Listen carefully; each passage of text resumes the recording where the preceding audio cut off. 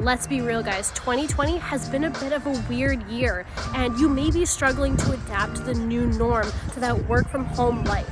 Well, you are not alone. A lot of other runners are really having trouble staying motivated and staying healthy while being safe. Well, the coaches here at the Run Experience want to share with you what they've been doing to get through these weird times. Personally, what I like to do, one of the first things that I need to do every single day to really make me feel better is to get outside.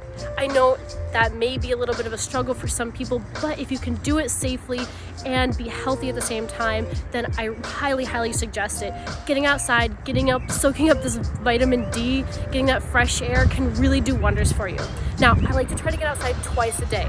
The first time being in the middle of the day where I can break up my work from home life, stretch my legs, just kind of shake everything out. It also gives me something to look forward to. The second time is to get my exercise for the day. I tend to go later in the day because a little bit less people are out, so it's a bit safer for me on the streets. I'm doing this to get that heart rate up and going for a little bit longer duration here. This could look like something like a bike ride, a run, even just a longer walk, somewhere around that 30-minute mark to get that heart rate up and once again, give me something to look forward to at the end of the day and still feel like I'm being able to work on my fitness. The second thing I'm doing is setting new goals for myself. Because most of my races have been canceled or postponed, I don't have any run goals that I can really work for. It's a bit harder when you're trying to train for a race, and even those virtual races, while they can be fun and you can train for something, you don't really get that race experience and that crossing the finish line feeling. So for me, I've been working on some strength goals. I have a little bit of trouble with some push-ups, and my upper body strength is not quite where it should be. Could be a little bit better. So I've been setting different goals for hitting more push-ups, and luckily I have a pull-up bar in my house. So working on that strength has been really helpful. I feel like I can check that box off, like I'm hitting those goals and still working towards something. The third thing I'm trying to do is stick to a schedule every single day. Bringing that structure in just makes me feel a little bit more organized, and that each day, I know what's going to happen.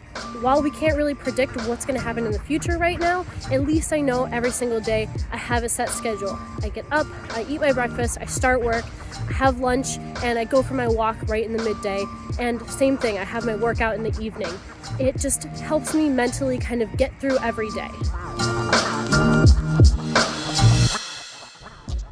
Tip number one for being a healthier runner while staying at home is to ditch those cushy shoes and spend as much time barefoot or in minimal shoes as possible.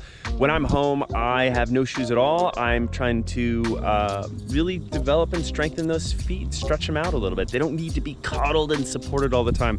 I'm going on a walk right now, but you can see I'm just wearing just like a nice little minimalist shoe, very flexible, zero drop. And again, same thing, I'm allowing my feet to work as much as possible because I know that the stronger my feet are, the more supported I'm going to be with my running. Tip number two, let's pretend that this little area is my home office. Now, normally what I might do is spend most of my time sitting, working on my computer, but while I'm at home, I have the opportunity to move around a little bit more. So what I might want to do is move on over to, say, a standing desk situation, say this fence or a countertop, maybe get a box or some books up there, work on my laptop up here, standing. I could even stand on one leg a little bit, change the hip position, and finally, I could return to my rock, but instead of sitting, I could sit down on the ground, and then I could get my laptop up here and then type from here. And again, I'm just working and changing position and different hip positions. This closed flex position of our hip is a little bit of a different challenge. We don't spend a lot of time on the floor anymore, guys. So use this opportunity to vary the levels of your work. Tip number three, can I replace my commuting time with a little bit more mobility and self-care? That's right, all those exercises and stretches we should be doing that we don't have time for, well, we actually do now a little bit. So can I spend a little bit more time in the morning or in the evening rolling my feet out, getting on the floor, getting onto my quads, my hamstrings, my glutes? Can I also do some other really nice kind of mentally as well as physically restorative things like going for a walk? I'm taking Nordog out here, creeping in the grass.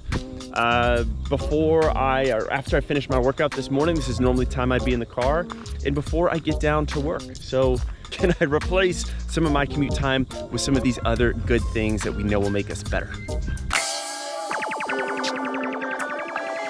Hey guys, my first tip is to separate you time from them time. So even though you might be around your family, your loved ones, or your roommate more than normal, make sure that you are scheduling out time for just yourself, whether that's for work or personal. I highly suggest doing it for both, and being open with communication about that. So shooting out a text to the group, hey, I'm gonna be on my own from 4 to 5, or I'm gonna be working from this time to this time, and then people will know to leave you alone. That is key. And then of course, making sure you also do the same to schedule time with the people that you're with. Tip number 2 is don't lean too heavily on alcohol, caffeine, or anything else. I do my best, I know, on a clear, well-rested mind, so keep that water going. You'll sleep better, and honestly, you'll be more productive during the day. So this isn't the time to build other dependencies that you wouldn't normally have. Okay, my last tip is to make use of the extra time and just enjoy being able to kind of screw around on one thing for longer. I spent an entire Saturday reading a book. I read Where the Crawdads Sing by Delia Owens. I'm sure a lot of people have read this at this point, but I really enjoyed it, and it was a great escape for an entire day. I also recently read Can't Hurt Me by David Goggins. But yeah, just if you want to do something that usually you don't make time for or have time for, spend a whole day doing it, especially if it's a weekend, because when else are you going to get this opportunity? Hopefully now, after hearing from the coaches and what we've been doing to stay healthy, you guys can take some of these tips and implement them into your lives. And if maybe you're struggling to find some ways to stay healthier at home or getting a little bored with your workouts, be sure to check down in the description below the link to our app. We have tons of workouts on there that are easily done from home with no equipment needed, and I will see you guys in there. Stay safe.